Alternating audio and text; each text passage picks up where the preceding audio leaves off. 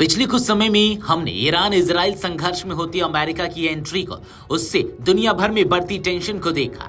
लेकिन अब घटना में चौंकाने वाला मोड़ आते हुए अमेरिकी राष्ट्रपति डोनाल्ड ट्रंप ने 23 जून को ईरान और इजराइल के बीच युद्ध विराम की घोषणा कर दी है। ट्रंप ने कहा कि दो देशों के बीच संघर्ष को समाप्त करने के उद्देश्य से इजराइल ईरान के बीच पूर्ण और कुल युद्ध विराम लागू होगा।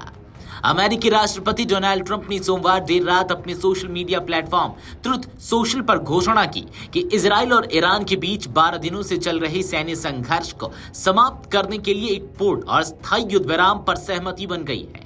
यह युद्ध विराम मंगलवार सुबह से प्रभावी होने की उम्मीद है। अमेरिकी राष्ट्रपति डोनाल्ड ट्रंप ने इजराइल और ईरान के बीच 12 दिन से जारी संघर्ष पर विराम का ऐलान किया है। उन्होंने ट्रुथ सोशल पर एक के बाद एक पोस्ट किए।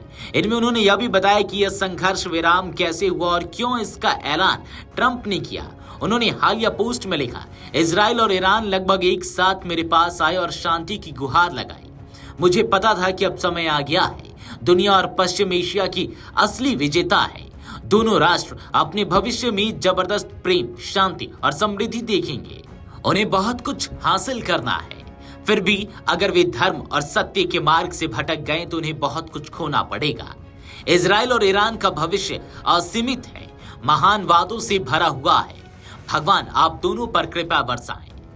पश्चिम एशिया के तनावपूर्ण माहौल पर अमेरिकी राष्ट्रपति ट्रंप ने कहा, यह एक ऐसा युद्ध है जो कई वर्षों तक खिंच सकता था और पूरे मध्य पूर्व को नष्ट कर सकता था, लेकिन ऐसा नहीं हुआ और कभी नहीं होगा।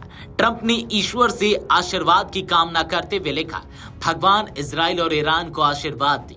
भगवान मध्य पूर्व, अमेरिका और पूरी दुनिया को आशीर्वाद दे। ट्रंप की घोषणा के बाद ईरान के सुप्रीम लीडर अयतुल्ला अली खामेनी ने अंग्रेजी और हिंदी में ट्वीट किए, जिनका मतलब एक ही है, लेकिन फारसी में उनका ट्वीट अलग है। खामेनी ने लिखा, जो लोग ईरान के इतिहास और कौम से वाकिफ हैं, वह जानते हैं कि ईरानी कौम कभी शिकस्त तस्लीम नहीं करती। खामेनी ने ईरान की मूल भाषा फारसी में भी ट्वीट किया है, जिसका अर्थ इसी के आसपास है, लेकिन उसकी लाइनें अलग तरह से है।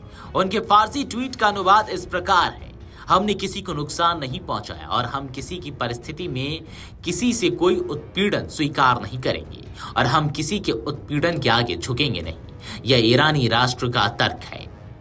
ईरान के विदेश मंत्री सैयद अब्बास आधारची ने कहा कि अभी कोई युद्ध विराम या डील नहीं हुई है। उन्होंने एक्स पर लिखा है, जैसे कि ईरान के बारे में स्पष्ट किया गया है, इजराइल ने ईरान पर युद्ध शुरू किया, ना कि इसके विपरीत।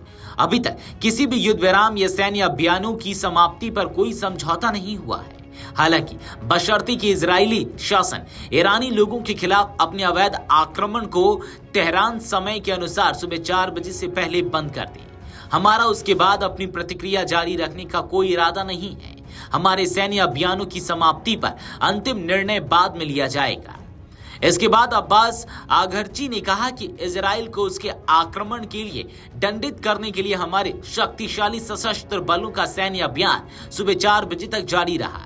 मैं सभी ईरानियों के साथ मिलकर अपने बहादुर सशस्त्र बलों को धन्यवाद देता हूं, जो अपने खून की आखिरी बूंद तक हमारे प्यारे देश की रक्षा के लिए तैयार रहते हैं और जिन्होंने दुश्मन के किसी भी हमले का आखिरी मिनट तक जवाब दिया। इजराइल और ईरान के बीच 13 जून को शुरू हुआ इस संघर्ष में दोनों पक्षों ने एक दूसरे पर हवाई और मिसाइल हमले किए। इजराइल ने ईरान के परमाणु और बैलिस्टिक मिसाइल कार्यक्रमों को निशाना बनाया, जबकि ईरान ने जवाबी कार्रवाई में इजराइल और कतर में अमेरिकी सैन्य अड्डों पर हमले किए। अमेरिका ने शनिवार को ईरान के 3 प्रमुख परमाणु ठिकानों पर हमले किए, जिसके बाद ईरान ने कतर में अल उदैद एयरबेस पर मिसाइल दागी। हालांकि कोई हताहत नहीं हुआ। वीडियो डेस्क अमरउजाला.com। अगर आप ये वीडियो YouTube पर देख रहे हैं तो हमारे चैनल को सब्सक्राइब कर बेल आइकन दबाएं और Facebook पर देख रहे हैं तो हमारे पेज को लाइक करें।